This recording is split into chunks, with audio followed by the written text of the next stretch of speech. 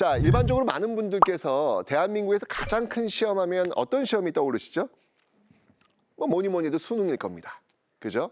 작년에 수능 응시생이 49만 명. 와, 어마어마한 인원이 시험을 봅니다. 수능 시험 듣기 평가 때는 대한민국 상공에 비행기도 뜨지 않습니다.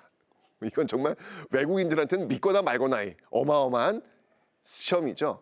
그런데 그 엄청난 49만 명이 보는 그 시험보다 더 많은 응시생이 보는 시험이 생겼습니다. 한 해 무려 60만. 우와, 무슨 시험인데 수능보다 더 많이 보는 시험일까요? 그 시험이 바로 한국사 능력 검정 시험입니다. 한국사 능력 검정 시험을 주로 보는 그 세대는요, 압도적으로 20대입니다. 자, 이 한국사 능력 검정 시험, 이게 왜 그럼 이렇게 많이 볼까? 이유가 있습니다. 대한민국에서 공공기관에서 일하고 싶다. 뭐 예를 들면 공무원이 되고 싶다. 또는 군인이 되고 싶다. 또는 교사가 되고 싶다. 또는 공사. 아이고 요즘 인기 많지 않습니까? 뭐 무슨 공사 무슨 공사. 그죠? 공공기관에서 일하고 싶다. 그런 꿈이 있다. 그럼 무조건 이 자격증이 있어야 합니다. 심지어는요. 어느 공사는요. 이 한국사 능력검정시험의 그 급수에 따라서 가산점이 주어지기까지 합니다. 이러니 취업을 해야 되는 20대 청춘들한텐 이 자격증은 무조건 필수예요.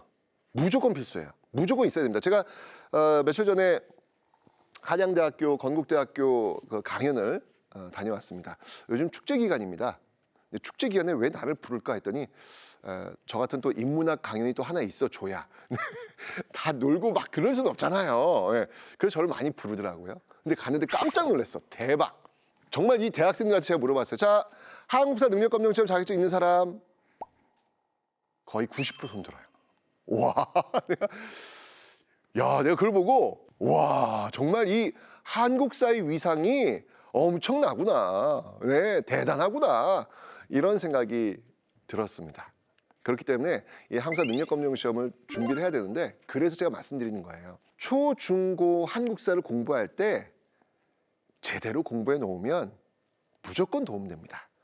고등학교를 졸업하고 나서도 충분히 활용이 가능하다라는 것이죠. 역사 좋은 게 뭡니까? 안 변합니다. 안 변합니다. 변하지 않아요. 예, 그러니까 초, 중, 고에 공부를 미리 해두시면 20대 청춘 그 시기에 들어서도 아무 문제가 없겠다. 이런 말씀을 드리는 겁니다. 그런데 억지로 하지는 않았으면 좋겠어요. 그게 학생이 그런 어떤 마음이 있고 관심이 있는 그 시점에서라면 유용할지 모르겠지만 그래? 초등학교, 중학교, 고등학교, 대학교까지 한국사 이렇게 중요해? 그럼 지금 끝내야지. 그걸 억지로는 안 했으면 좋겠습니다. 하지만 초등학교 때 이 한국사 능력검정 시험이 유용한 게 있어요. 뭐냐면 초등학교 때 왜 역사가 재밌어 하는 학생들이 꽤 많이 있습니다. 꽤 많이 있는데 이 친구들이 한국사 능력검정 시험을 도전을 하면 합격을 하면요. 굉장한 성취감을 갖게 돼요. 특히 대한민국 정부가 주는 자격증이 몇 개 있을 것 같아요? 굉장히 많은 시험들이 많이 있겠지만 대한민국 정부가 주는 자격증은요. 손으로 꼽아요. 대부분 사단법인이 주도하는 그런 시험들입니다. 그런데 이 한국사 능력검정 시험은 대한민국 정부가 주는 자격증입니다. 교육부와 국사편찬위원회 공공기관이 주관하는 시험이에요. 좋잖아요, 이 자격증요. 근데 그 자격증을 초등학교 때부터 따는 거야. 그리고 축하해 주는 거예요. 이 한국사 능력검정 시험은 심화 단계와 기본 단계가 있습니다. 그래서 기본 단계가 6급, 5급, 4급 이렇게 올라오는 거예요. 6급부터. 그리고 심화 단계가 3급, 2급, 1급 이렇게 올라옵니다. 그러니까 이제 초등학생부터 준비하는 건 몇 급부터 시작할까요? 6급부터 가시면 되는 거예요. 기본 6급. 기본 6급 합격 얼마나 좋습니까? 한 단계씩 그 다음에 5급 도전해볼까? 또 그러니까 이런 성취 의욕을 불러일으킬 수 있겠다. 이런 친구들이 굉장히 많더라고요. 제가 초등학교 학생들을 좀 많이 만나고 있는데, 그러니까 재밌는 거예요. 그러니까 붙으니까. 그리고 이 한국사 능력 검정 시험 문제는요, 굉장히 문제의 질이 좋아요. 그러니까 내신에서 그 변별을 하기 위해서 정말 그 날개에 있는 거 끌어와가지고 답을 만들어서 고통스럽게 만드는 그런 게 아니에요. 한국사 능력 검정 시험은요, 아주 문제들이 재미있고 억지로 외워서 보는 그런 시험은 아니다. 기본적으로 수능 문제와 문제의 어떤 그 질은 비슷합니다. 네, 그러니까 공부했는데 나오는 거예요. 재밌잖아요. 예. 그래서 그렇게 도전하는 분들 제발.